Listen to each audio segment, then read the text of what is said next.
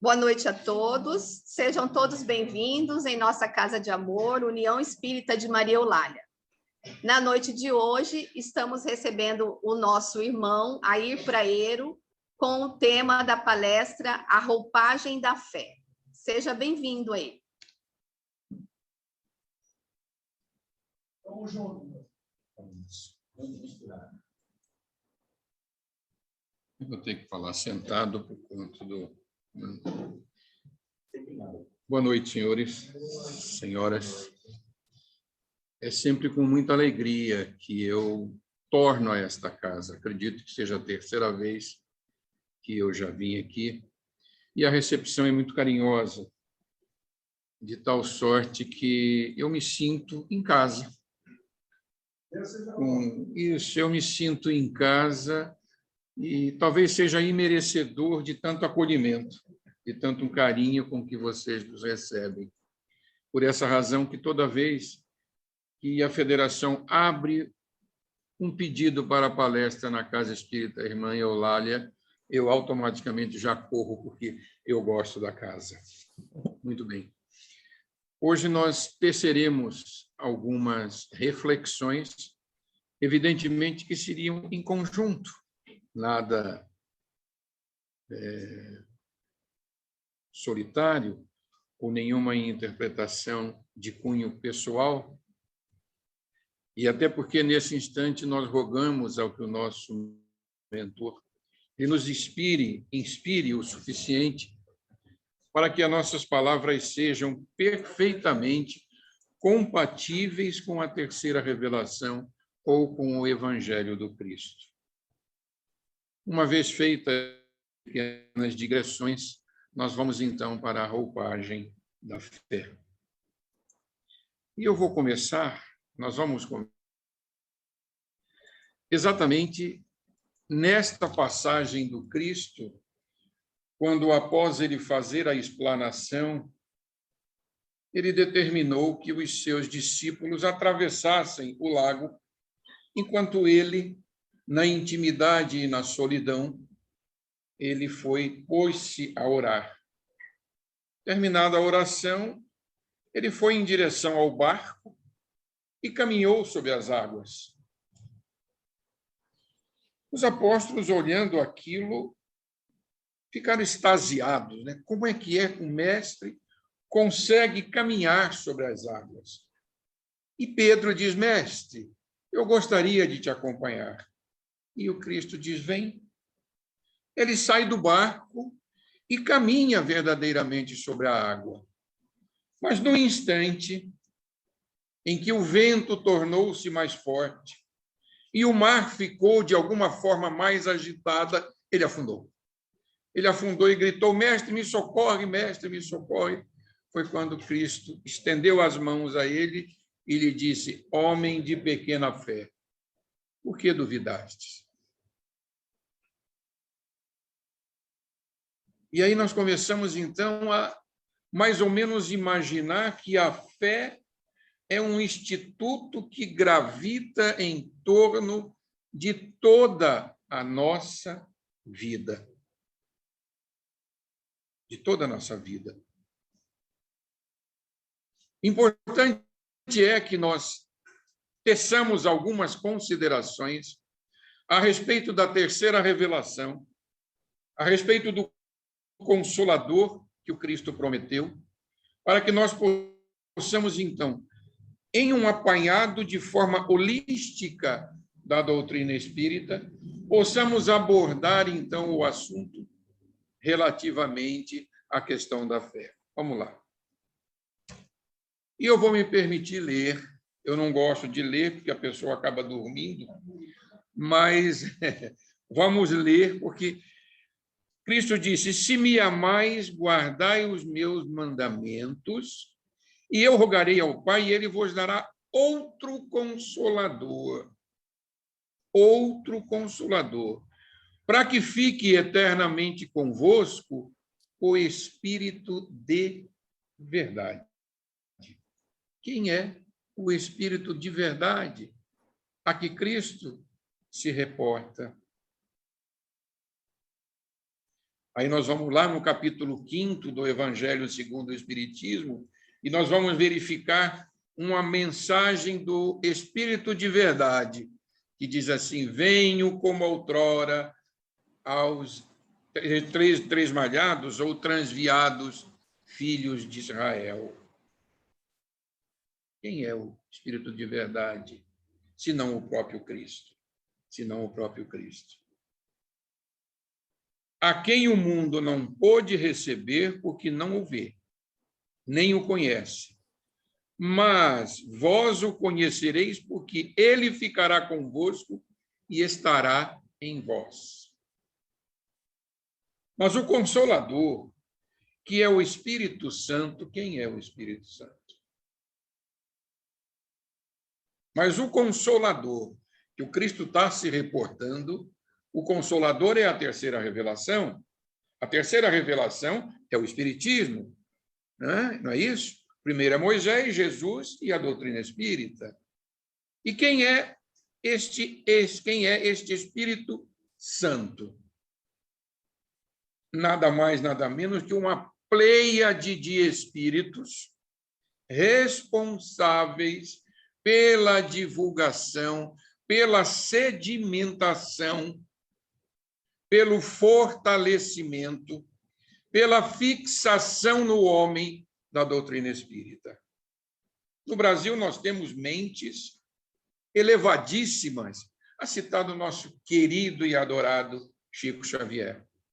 Aí nós temos Divaldo Franco, temos Joana de Ângeles, já espírito, André Luiz, o venerável Bezerra de Menezes, Raul Teixeira, Leon Denis e Kardec, que foi o responsável pela codificação.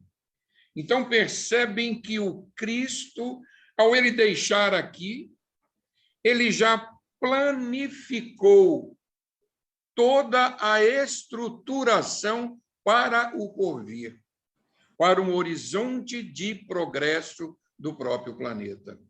Eu, às vezes, imagino como não devia ser maravilhoso, emocionante, de trocar as fibras mais íntimas da criatura, um encontro pessoal com o Cristo. Encontro como teve Públio Lentulus, e que naquela oportunidade ele não soube apreciar. Estava ele com a filhinha Flávia doente, e olha que Públio Lentulus era um senador romano, dotada de todas as honrarias, dotada das altas distinções da corte romana, e a filhinha Flávia adoeceu-se. Sua esposa Lívia pede que ele vá buscar o mestre. Ele, a princípio, extremamente relutante, acabou por ceder aos pedidos da esposa e partiu em direção a um bosque. Depois de já muito cansado procurando o mestre, sentou-se num banco de pedra, já no anoitecer, no crepúsculo da noite. Ele então ouve passos ao seu lado e ouve uma voz dizendo: "Que queres de mim? Por que me procuras?" O senador Públio Lentulus. Cristo disse ao senador Públio Lentulus: "Por que viestes ao crepúsculo? Porque não vieste durante o dia?" Por que viestes? E naquela oportunidade, o Públio Lentulus, ou o nosso querido Emmanuel hoje, não soube aproveitar o convite que o mestre fazia com ele. Após esse breve diálogo, debandou-se para sua casa e, lá chegando, a filhinha sai da cama e vem ao seu encontro, completamente curada, a dizer-lhe: "Papai, por que chegastes tarde?" E ele ainda assim atribuiu a cura da criança aos deuses da sua casa, porque Roma era comum, né, o politeísmo, Inclusive, cada casa tinha uma adoração própria. E ele ainda atribuiu, olha só, atribuiu a cura aos deuses romanos. Então, eu imagino assim, e olha só quanto tempo levou Emmanuel para chegar à condição que ele chegou hoje, um dos mentores mais significativos do país, né? Ao lado de Joana e outros não eminentes que ele. Pois bem, então imagino como deve ser um encontro com o mestre. Como deve ser emocionante a sua figura carismática e o seu magnetismo é de tal forma que a criatura não consegue, queda-se de joelhos e chora copiosamente. Né?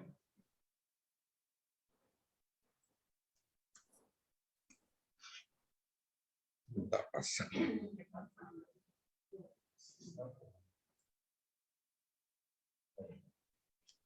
Bom,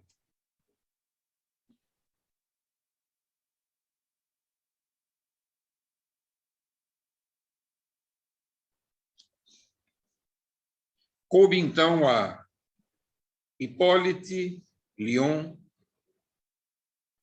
Rivail, Denisard Rivail, no dia 18 de abril de 1857, começar todo o processo de implantação da doutrina espírita, começando lá na França.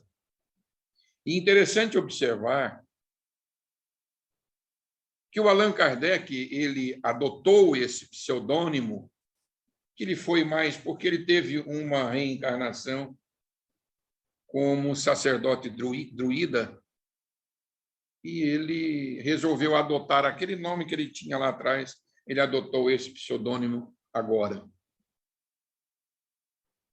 Mas o que é mais importante, porque Kardec era pedagogo, mas formado na Suíça, em Pestalozzi. Quer dizer, naquela época era como se nós falássemos no Brasil de uma Universidade de São Paulo, uma USP, de uma Mackenzie, né? E ele, então, incorporou-se naquela oportunidade de um filósofo chamado Auguste Comte, que pregava o positivismo. E como era esse positivismo do Comte? Ele associava todas as informações, teria que passar pelo crivo da ciência. Se a ciência não validasse aquela informação, portanto, como enganosa. Nós não podemos confundir o positivismo de Comte, Auguste Comte, com o positivismo jurídico de Hans Kelsen, que são pensadores completamente diferentes. Um era a formação do positivismo da lei, portanto, jurídica, e outro era o positivismo que inspirou Allan Kardec, mais ou menos no final do século XIX para o século XX. Muito bem. Kardec, então, sedimentou toda a doutrina espírita em 3 pilares: filosofia, ciência e religião. Olha só onde já se encontra o positivismo de Comte: filosofia, ciência e religião. E dentro deste arcabouço ele estabeleceu, através dos espíritos, a seguinte conclusão, num triângulo: Deus, Espírito e matéria. E, a partir daí, ele desenvolve toda a doutrina espírita. Toda a dogmática da doutrina espírita sedimenta-se nesta trilogia: Deus, Espírito e matéria. Por isso é importante entender, quando ele fez os questionamentos aos espíritos, da 4ª até a 6ª questão, quando ele pergunta diretamente: onde se pode encontrar a prova da existência de Deus? E os espíritos respondem num axioma que aplicais às vossas ciências, não há efeito sem causa. Muitas vezes, grandes pensadores tentam negar a existência divina. E aí, nós caímos na segunda. Que dedução se pode tirar do sentimento instintivo que todos os homens trazem em si da existência de Deus? Ele responde imediatamente: a que Deus existe, pois de onde lhe vem esse sentimento? É uma questão assim, analisa só assim, olha, imagina o universo, vamos pegar o sistema planetário nosso. Esse sistema planetário nosso, ele se equilibra através de uma força única chamada força gravitacional. Foi o homem que criou essa lei? Se não foi o homem que criou, foi o acaso? Gente, mas é muito acaso, né? É matemática altamente complexa nós colocarmos esses astros em perfeito equilíbrio, um interagindo sobre o outro. Eu convivo com o Mateus. Sim. Ele é um homem de mais de 75 anos de idade. Eu convivo há mais de 20 anos. E até hoje não consegui convencer através do ensinamento dele. Não convencer, né? Explicar, elucidar. Né? Ele diz que tudo é uma casa. Tudo é uma casa. É muito acaso, né? É muita coincidência para que tudo venha se encaixar de uma forma sistemática e perfeita. Como perfeito é o nosso Pai. É impossível. Não há como não entender. Basta você pegar uma semente e colocá-la no solo. Quem é que deu vida àquilo? Como é que a vida estava latente ali? É inadmissível a criatura que é... Eu costumo até dizer assim, não é nem ateu, no meu sentir é à toa. Porque não é possível, né? Não é possível negar de forma peremptória a existência de Deus. E, por fim, o sentimento íntimo que temos da existência de Deus não poderia ser fruto da educação, resultado das ideias adquiridas? Mas por que o Silvícola já tem lá, é Tupã, é Osíris? De onde que ele traz isso se ele está lá no meio da selva, ninguém ensinou a ele?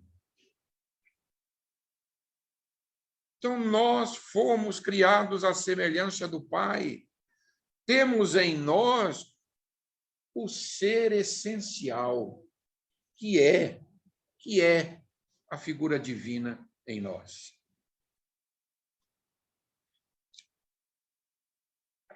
Então, nós caímos já na fase da nossa doutrina espírita. E aí, a doutrina espírita é tudo isso. É tudo isso. É um universo para ser desvendado.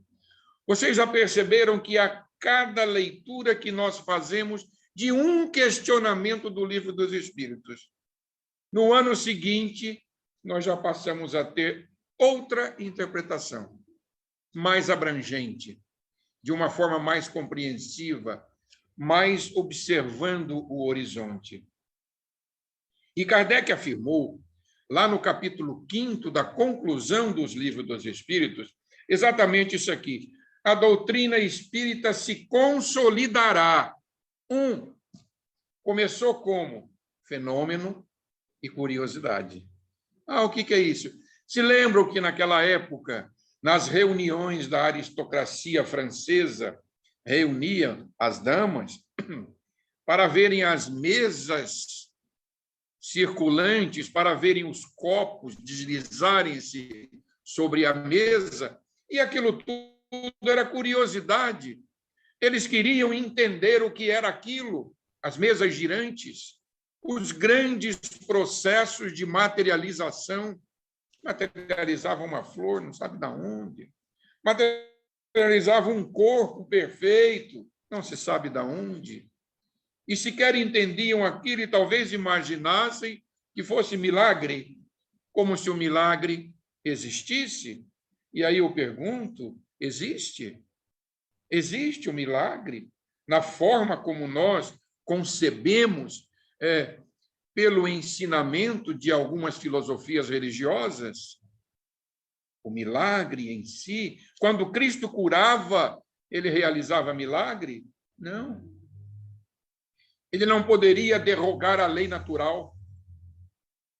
Não poderia derrogar a lei natural. Ou então há uma corrente que diz que o corpo do Cristo era fluídico. Como?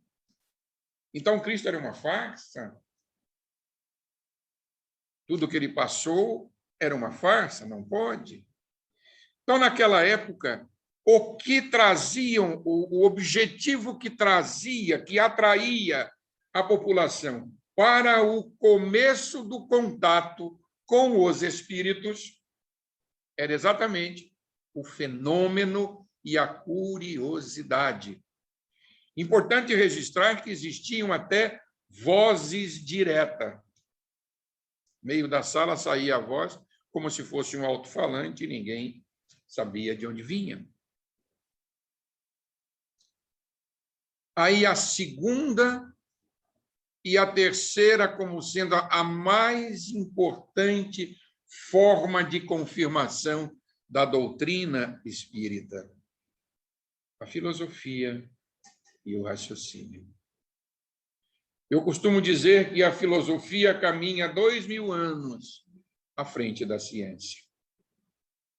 Enquanto a filosofia já lá discutiu o átomo, lá atrás, na época de Aristóteles, Platão, só veio comprovar há pouco tempo já, no século XIX ou XX. E esta filosofia faz com que nós pensemos. Livre pensar é só pensar. Nós temos um oceano de informações na doutrina espírita, mas que nós precisamos verdadeiramente compreendê-la, maturá-la, entendê-la. Porque é que eu, agindo desta forma, eu trago consequências para mim. Muitos vêm para a doutrina espírita pelo sofrimento, pela dor. Outros vêm pela curiosidade.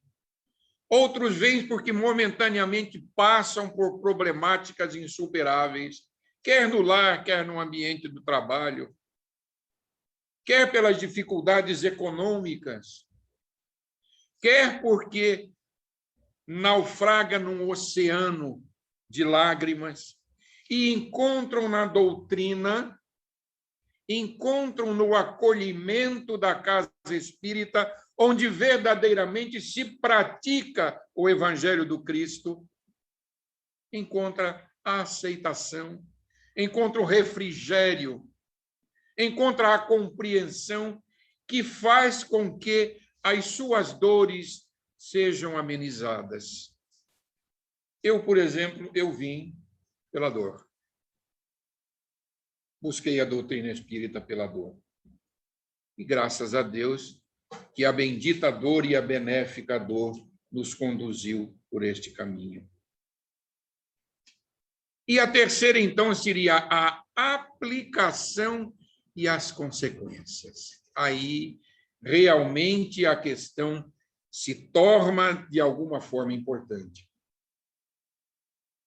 Emmanuel disse, e é um tema que nós vamos até abordar logo à frente, assim, seja o teu nome, seja o nome do teu nome, seja espírita o nome do teu nome. Olha só. A profundidade, seja espírita o nome do teu nome. A profundidade com que Emmanuel enfoca a questão. A aplicação redunda exatamente naquilo que nós devemos constituir como objetivo de vida: sermos espíritas.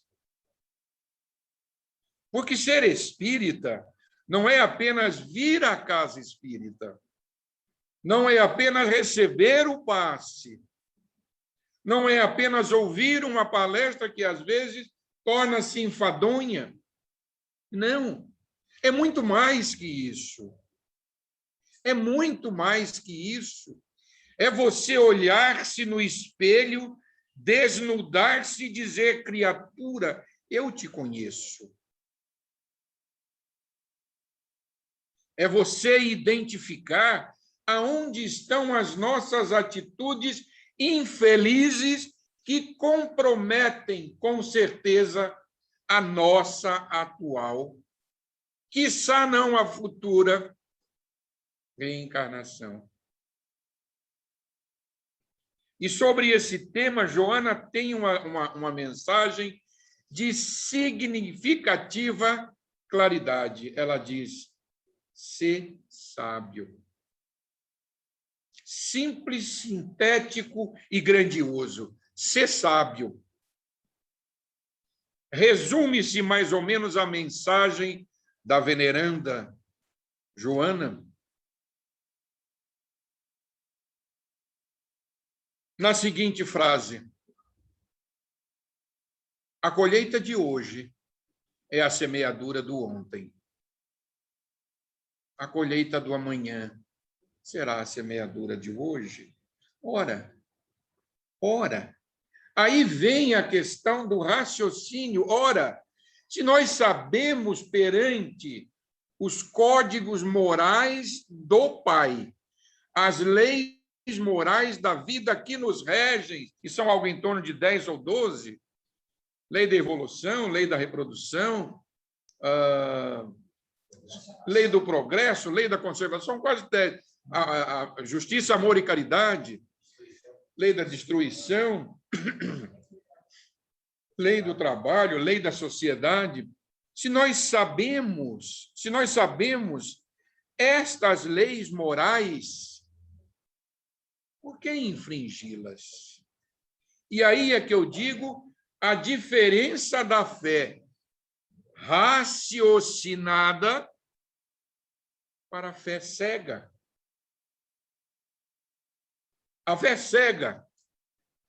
cega, aquela que é incutida, aquela que é quase que como uma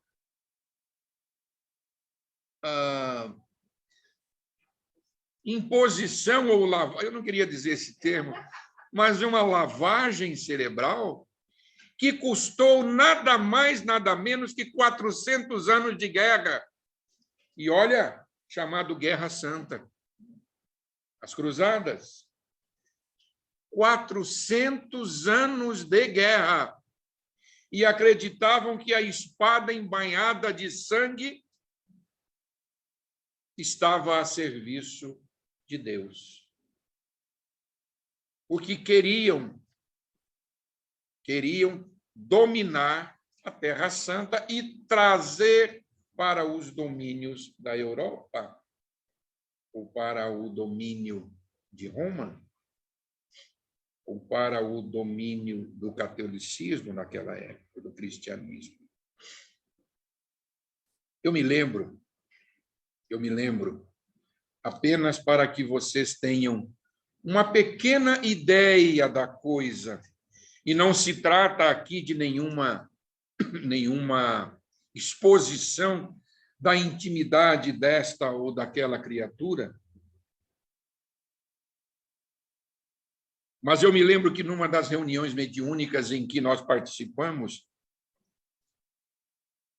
uma criatura apresentou-se como estando ainda lá na Guerra Santa. Lá. Quantos anos vão por aí? 1000? 1000. Mantinha-se ainda preso à atmosfera psíquica daquela época. E mais, vivendo no seu castelo, empunhando a sua espada com a sua armadura, trazendo consigo a infelicitação de um ódio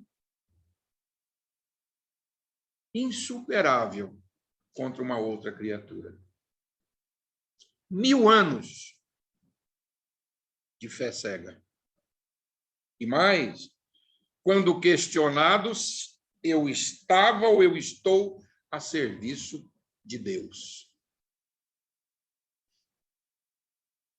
Diferentemente da doutrina espírita, a fé é raciocinada. O espiritismo não lhe cobra nada. Tudo me é possível, mas nem tudo me é conveniente, dizia o apóstolo Paulo. Você pode fazer o que você quiser. Você não tem os dogmas e não tem nem os rituais na doutrina espírita. Nada, absolutamente nada. É você com a sua consciência e Deus. Você com sua fé e Deus. Nada mais. Nada mais. Por isso que meu avô dizia, ele tinha uma frase que era maravilhosa, magistral. Ele dizia assim: nós somos artífices do nosso destino. Eu, naquela época, não entendia, mas como? Não. Até porque vivia num mundo material, respirava um mundo material. Dessa forma, então, não há porquê nós não trazermos conosco a fé raciocinada. E a fé raciocinada implica o entendimento de tudo que está ocorrendo à nossa volta. E aí eu volto a perguntar: existe um milagre? A fé raciocinada diz que não. Diz que não. Ah, mas tudo que o Cristo fazia era milagre? Não, não era. Ele trabalhava o fluido cósmico universal. E preste atenção que sempre ele dizia: a tua fé te curou.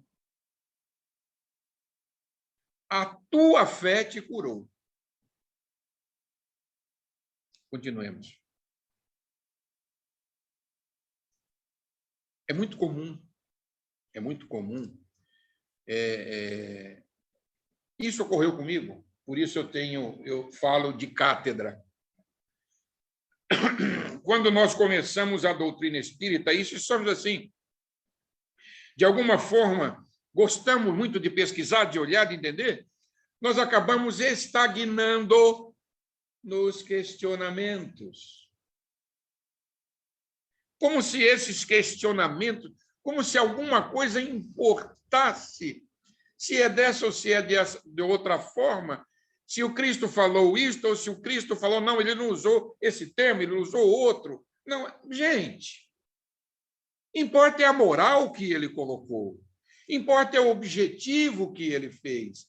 Então, existe no nosso meio espírita aqueles que ainda se afeiçoam muito mais na forma do que no objeto. E essa estagnação não é muito bom, porque nós ficamos muito tempo questionando. Há muito tempo eu questionava se a lei divina não era pena de talião. Veja que absurdo. Eu, há muito tempo atrás, questionava nas minhas leituras se a lei divina não era pena de talião. Olho por olho, dente por dente. Ou não é? Evidente que não. Evidente que não. A lógica, a razão nos diz que não é. Porque a lei do Criador é, antes de tudo, lei de amor. Amor, justiça e caridade. Chico Xavier, ele tinha uma expressão que resume isso tudo de uma forma magistral, quando ele dizia assim: eu não posso voltar ao passado para modificar o que eu já fiz, mas eu posso construir um novo futuro. Eu posso construir um novo futuro. E é nesses questionamentos que nós vislumbremos a possibilidade de não permanecermos na discussão inútil, que não conduz em nada, que não leva a nada. Meu tempo está aqui. Resumindo, sobre dentro da cultura, que é o Velho Testamento, né? O senhor está dizendo aí, que vai ser, tem que evoluir, né? Sim. E deixar empatado. Pois é. Dentro da cultura, não. Mas lá no Velho Testamento, tá? Não. A pena de talião existia, a pena de talião existia. Se eu furtei, eu teria a mão decepada. Pois é, né? Né? Exatamente, a lei mosaica. Mas era uma lei basicamente baseada nos costumes da época. E não poderia ser diferente naquela época. Moisés não tinha outra alternativa a não ser trazer uma lei que fosse adaptada aos costumes e à sociedade daquela época. Assim como é a nossa. Mas a lei dos homens também evolui de acordo com como se opera a evolução da sociedade. A partir do momento que nós começamos a vislumbrar as leis morais da vida do Criador, nós passamos a entender que pena de talião não está mais. Ou, como diz, está na outra vibe.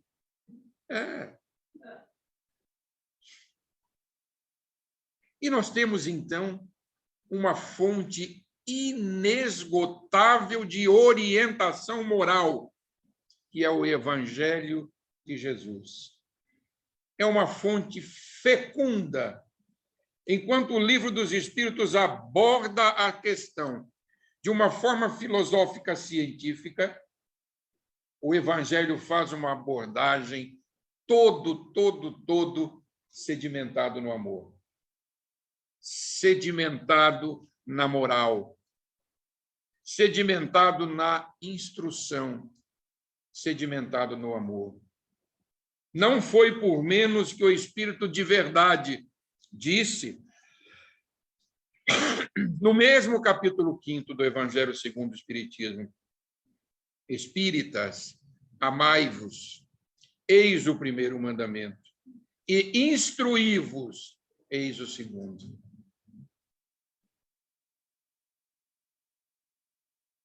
É de singular compreensão o raciocínio, a compreensão dessa dogmática da doutrina espírita, a fim de que nós possamos trazer para nós a finalidade com a qual nós estamos aqui.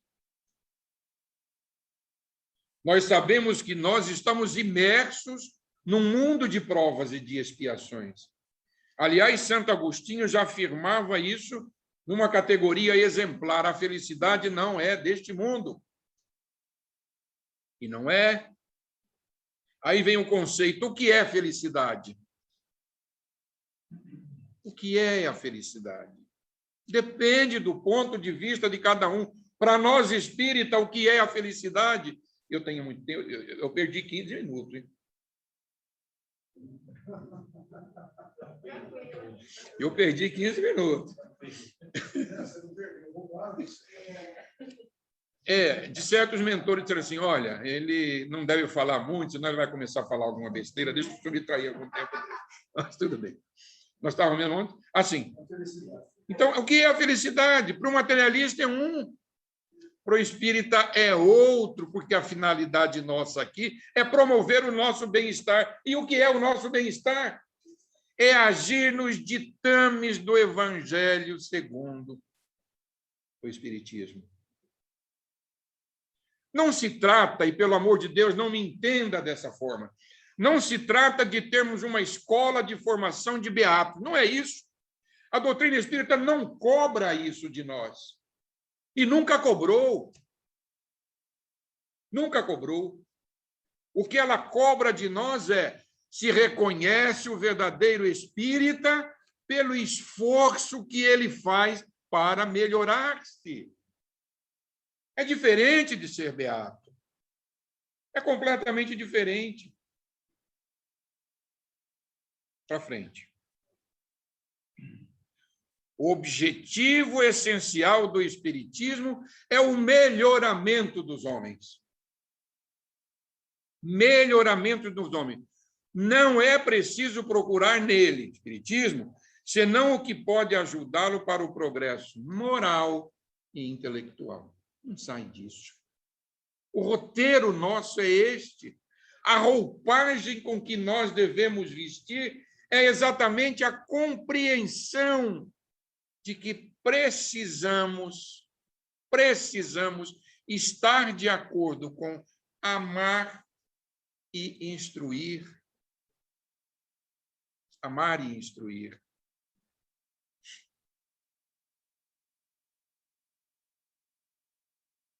O verdadeiro espírita não é o que crê nas manifestações. Já perceberam que existe no nosso meio pessoas curiosíssimas para saber o que se passa numa reunião mediúnica? Já entrou na casa espírita, fala, eu já li o evangelho, eu já sei aplicar passe, eu quero participar da reunião mediúnica. É o primeiro, não quer ir, vamos para o passe, vamos doar no anonimato. Não. Eu quero ir para a reunião mediúnica.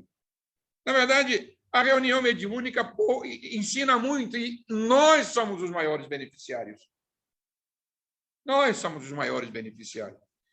Então, o verdadeiro espírito não é o que crê nas manifestações, mas aquele que faz bom proveito do ensino dado pelos espíritos. Nada adianta acreditar se a crença não faz com que se dê um passo adiante no caminho do progresso e que não o faça melhor para com o próximo. Aí está todo o sentido. E aí vem Emmanuel dizendo na Religião dos Espíritos, e agora eu vou me permitir ler e discorrer sobre cada parágrafo que o Emmanuel fala sobre espírita, pois deve ser o nome do teu nome.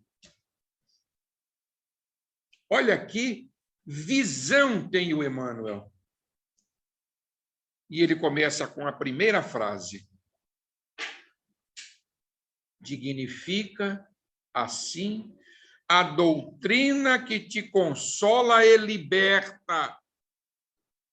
Que te consola e liberta. Nós nos liberamos na doutrina espírita, principalmente do nosso exacerbado apego ao materialismo. Ao exacerbado apego às honrarias, ao exacerbado apego à autoridade, ao exacerbado apego à beleza. Pois se sabe que a beleza e a riqueza é uma das provas mais difíceis que a criatura enfrenta. Então, a doutrina nos liberta e nós devemos, porquanto, vigiar a pureza e a simplicidade. A simplicidade da doutrina. Faze o bem. Pregue o amor e receberás a mesma coisa. Costumo me dizer, o universo te dará a mesma coisa. Deus lhe dará. Deus te retribuirá com aquilo que você fez. E olha, não tenham vergonha de pedir ao Criador. Não tenham. Porque no instante de desespero, no instante de aflição, de ansiedade, peça ao Senhor da vida e creiam. Creiam, a resposta vem. Se não vem na hora, vem logo depois através de uma inspiração ou através de uma pessoa amiga que lhe procura e te resolva o problema. Mas vem. A misericórdia do Pai não abandona a nenhum dos seus filhos. A questão é simples, qual pai que quer o mal para o seu filho? Nós é que provocamos a necessidade da correição em nós mesmos. Por isso, seu praeiro dizia, vós sois artífices do vosso destino. para que não colabores sem perceber nos vícios da ignorância e nos crimes do pensamento, as discussões estéreis em torno da doutrina espírita. Espírita deve ser o teu caráter. Ainda mesmo te sintas em reajuste depois da queda. Veja com que autoridade Emmanuel impõe nesta frase. Espírita deve ser o teu caráter. Mesmo que você esteja em queda, mesmo que você caiu, levanta, reconhece o erro, mas tenha o caráter firme de espírita. É um verdadeiro cristão, né? Verdadeiro cristão. Verdadeiro cristão. Verdadeiro cristão. Espírita deve ser a tua conduta. Porque muitas vezes aqui nós falamos até baixo, né? Não fala baixo. Faz uma oração, chega até a cantar na oração. Lá fora é outra coisa. Espírito deve ter a tua conduta, ainda mesmo que estejas em duras experiências. Perceba, assim, com que autoridade, com que incisividade discorre Emmanuel, o Espírito Emmanuel. Ele era um espírito muito austero, e é um espírito muito austero, né? Espírita deve ser o nome do teu nome. Ainda mesmo respire em aflitíveis combate contigo mesmo.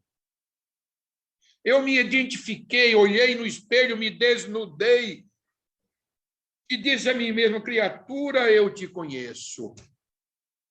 Ainda assim, em combate aflitivo com as suas atitudes que nós trazemos, arraigada do nosso psiquismo, pelo atavismo dos tempos, ainda assim, e esse combate conosco mesmo, que o Paulo chamava do bom combate,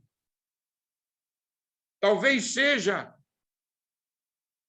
a mais difícil luta sem quartel, sem trincheira, que nós fazemos conosco mesmo.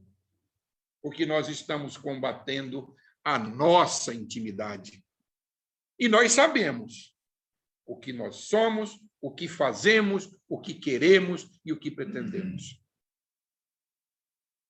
Então, quando elege espírita, o nome do teu nome, faça por honrar a doutrina que professas, o que mais tarde receberás, mais que o dobro, receberás a glorificação da sua evolução.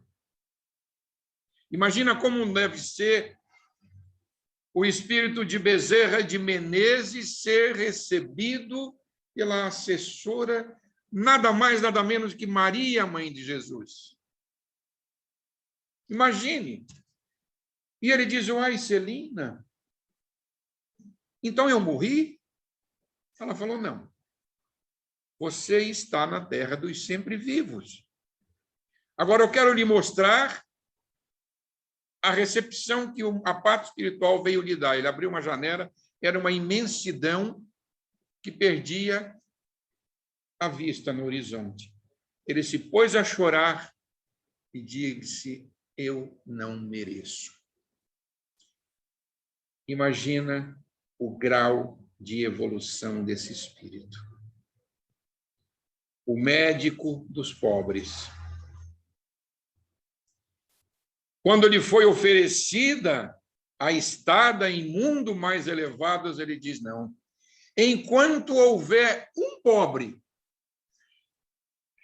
um sofredor, eu permanecerei na pátria do cruzeiro, que é o Brasil. Que nobre o espírito. Existem várias passagens deles. O Bezerra é extasiante. Espírita deve ser o claro adjetivo da tua instituição, ainda mesmo que por isso te faltem as passageiras subvenções e as honrarias terrestres. Não importa. Sou paupérrimo, mas sou espírita. Não tenho cargos honoríficos, mas sou espírita. E, por fim, guarda a doutrina. Pois, na existência, prestem atenção, como sendo a tua responsabilidade mais alta. Olha que interessante. Como sendo a tua responsabilidade mais alta. Lembrem-se, muito será cobrado de quem muito for dado. É lógico, é da lei. Porque dia virá em que serás naturalmente convidado a prestar-lhes as contas. E agora, depois de todo este conhecimento, da necessidade que nós temos, da responsabilidade que trazemos conosco, face à doutrina espírita, nós abordamos a fé. Para se ter fé é necessário... O que é fé? Muita gente diz em fé. A fé... Você me falou o que era? Eu perguntei a você lá em casa, o que é a fé? Você falou... não era... É acreditar. Fé é acreditar. Será que é? Eu acho que é mais que acreditar. Mais. Confiança. Confiança em quem? Em Deus e em ti. Confiança em ti porque você recebeu todo um ensinamento que vai te catapultar ao processo evolutivo. E em Deus, porque Ele, antes de tudo, é misericordioso e bom. Ora, quantas vezes nós já imergimos em atitudes reencarnatórias infelizes, das mais infelizes possíveis, e a misericórdia do nosso Pai nos atende sempre, com várias e várias reencarnações, tantas quantas forem necessárias para o nosso aprimoramento. E preste atenção, ainda nos dá de empréstimo tudo o que nós temos de material. E ainda assim nós falimos. Que pena.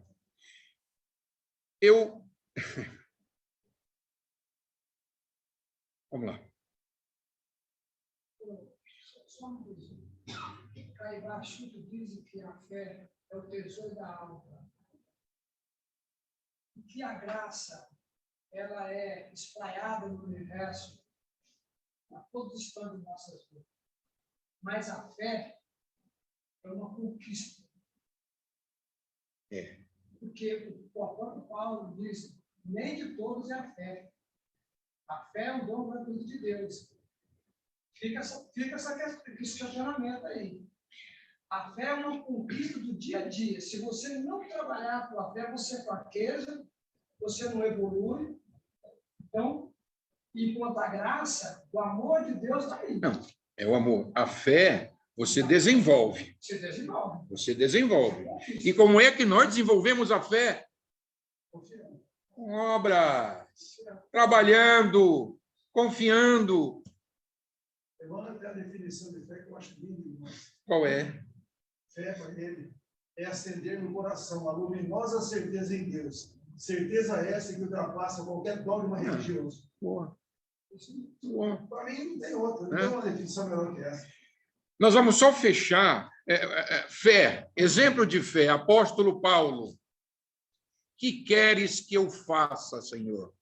Olha só. Que queres que eu faça? Ou Ananias, onde irei? Eis-me aqui, Senhor. Eis-me aqui, Senhor. Que queres que eu faça? Um exemplo, no meu sentir, de uma fé inabalável é da veneranda Verônica. Ela trazia uma hemorragia constante consigo. 12 anos. 16 anos. 16 anos. E o mestre caminhava para atender a filha do Jairo. E ela, sabendo no mestre, aquela multidão apertava de um lado do outro, ela conseguiu esgueirar-se e tocou nas vestes do Cristo. No momento em que ela tocou, ela foi curada. Cristo, então, parou e diz assim: alguém me tocou. Quem me tocou, Pedro? Aí Pedro falou: mestre, a multidão toda. Não. Alguém me tocou diferente, porque de mim saiu virtude.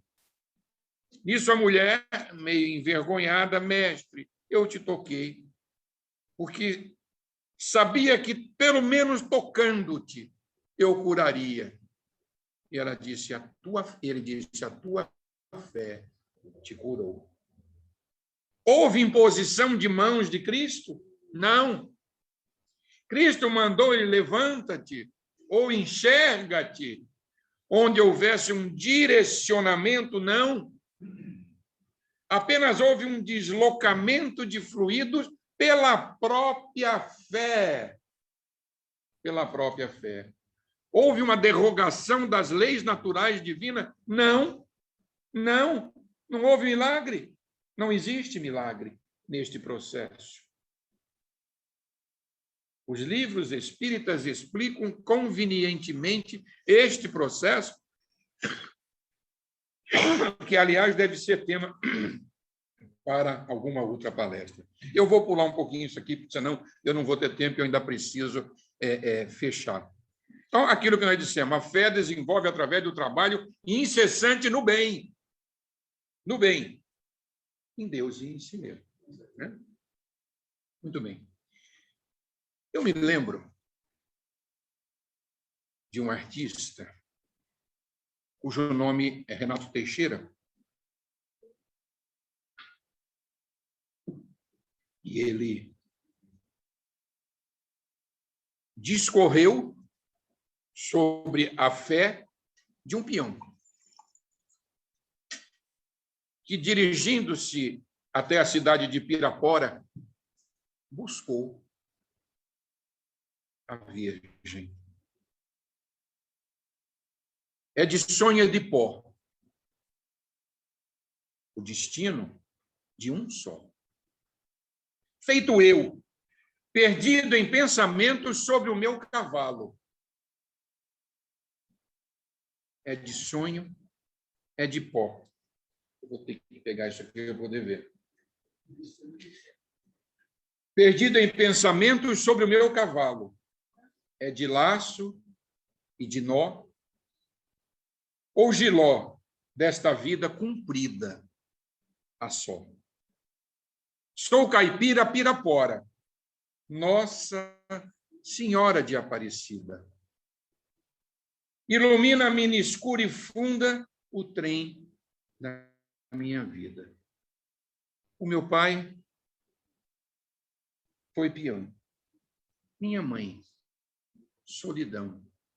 Meus irmãos perderam-se na vida à custa de aventura. Descansei e joguei. Investi, desisti. Se a sorte, eu não sei, nunca vi. Me disseram, porém, que eu viesse aqui para pedir de romaria e prece, paz nos desalentos.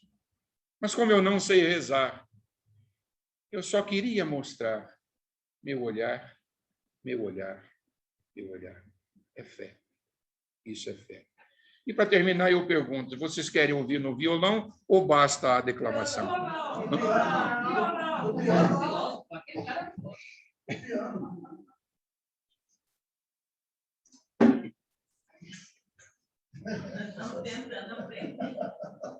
Depende de você, né? Sempre pensa nisso. Se você quer ou não.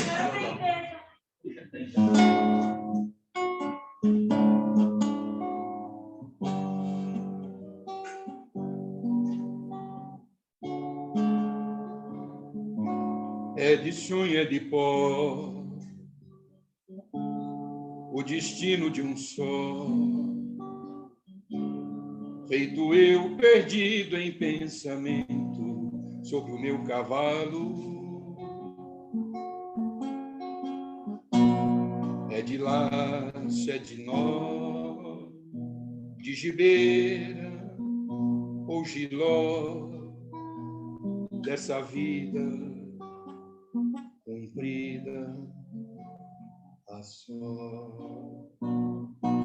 Sou caipira, Pirapora, Nossa Senhora de Aparecida, ilumina-me escura e funda o trem da minha vida. Sou caipira, Pirapora, Nossa Senhora de Aparecida, ilumina-me escura e funda o trem da minha vida. O meu pai foi peão, minha mãe solidão, meus irmãos perderam-se na vida em busca de aventura. Descansei, joguei, investi, desisti, se a sorte eu não sei, nunca vi. Sou caipira, Pirapora, Nossa Senhora de Aparecida, ilumina-me escura e funda o trem da minha vida. Sou caipira, Pirapora, Nossa Senhora de Aparecida, ilumina-me escura e funda o trem da minha vida. Me disseram, porém, que eu viesse aqui para pedir de romaria e prece paz nos desaventos. Como eu não sei rezar, só queria mostrar meu olhar, meu olhar, meu olhar.